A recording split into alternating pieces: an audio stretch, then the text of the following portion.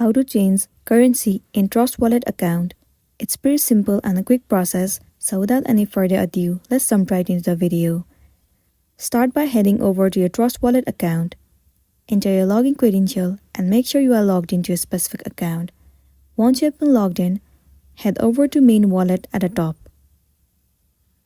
And then click on the settings icon at the top right corner of the screen.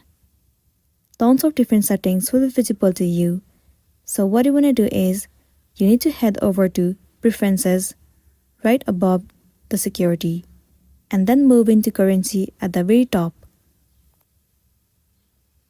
It will land you on space. Tons of different currency will be visible to you. From here, choose a specific currency that you want to set. And there you go, your currency on Trust Wallet has been changed successfully. That's the wrap for this video. If it was helpful, give it a like and check out our next tutorial. Thank you.